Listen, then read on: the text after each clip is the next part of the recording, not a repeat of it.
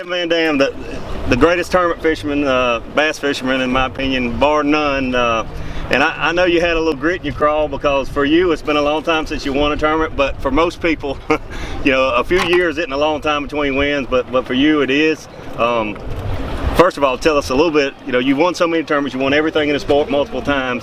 Does this one feel a little better than some, maybe? You know as well as I do, you've been around a long time too, and you never know when the last one is going to be your last one. So, you know, I was beginning to wonder, you know, I've had a crazy year, man. The last couple tournaments have just, you know, I have a great day and a bad day, or a bad day and then, you know, and just haven't been able to put it together in consecutive days. And you know, this week it feels so good because everything really went well. I mean, today's the first day I've even lost a bass all week long. Really? And you know, it was a 3.5 or 4 pounder, and at the time it really meant a lot, but I thought, you know, I've caught some that I probably shouldn't have caught, and I've gotten a big bite every day. And you know, I mean, I work hard on my equipment, as you know, to make sure you don't do that. But you know, so I don't know how this is all going to work out, but I think I got a pretty good chance. I think you got a real good chance to get that snowblower that you were talking about. First of the week for everybody watching. Kevin knew he was on some good fishing, had a great chance to do good or win or whatever, and he said, I'm going to buy me a snowblower with that $100,000. So I think that one's coming for sure. I hope so.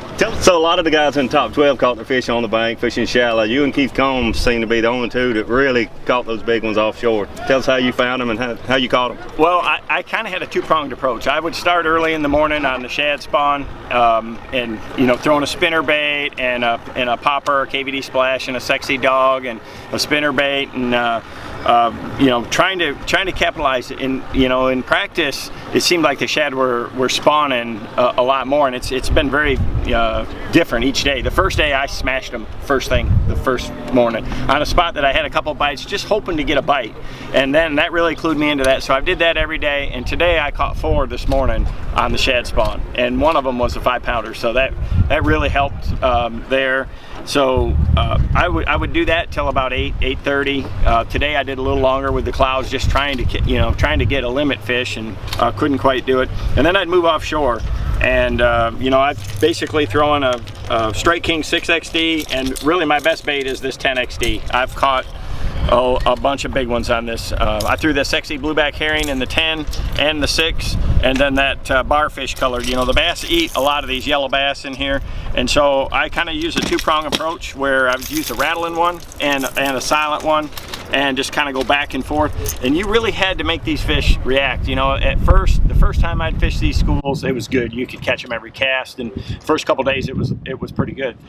Yesterday and today, man, it was a grind. You have to just make the repeated casts, and I'm just fishing a lot of corners and humps, and I can tell you, if you don't have the Lake Master chip in your Humminbird down here, you're at a huge disadvantage, because it shows every ditch, every drain, every hump, every corner, every little thing there is. And that's the reason, if I win this tournament, it will be, I got to give a credit to Humminbird for taking the resources to go and map this lake. You know, it's one of the best lakes in the country, the best lake in the country.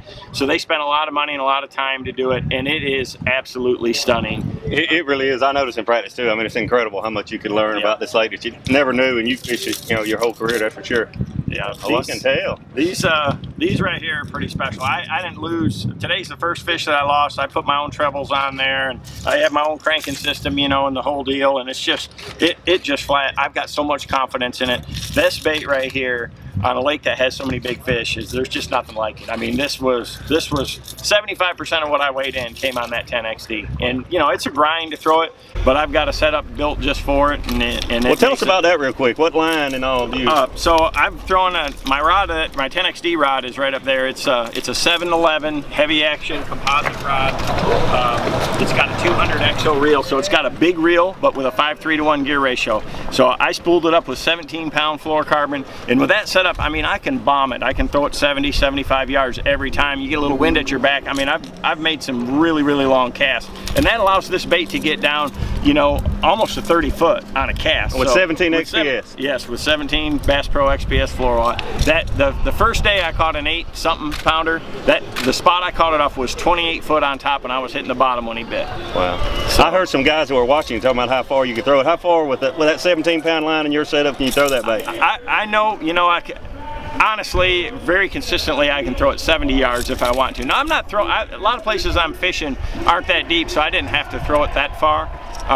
But there's a lot of places that are, and that would really wind up and do it. And especially, like you say, if you can get a crosswind or get a little wind at your back, that baby right there will go. It's got a weight transfer system in it, and again, with that system, with that rod, reel, line, and hooks, man, I didn't lose nothing this week. You know, it's just, you have to have everything go your way to have a chance to win against these guys. They're the best in the world, and it gets harder every year. And you know, so if I can pull this one out, it'll be special. I think I got a good shot. Yeah, you got a great shot, and I'm personally happy that you are going to pull it out, because it to be honest with you, kind of made me mad. People saying, is Kevin going to win another one? I'm like, are you kidding me? You might win 2 more this year, you know?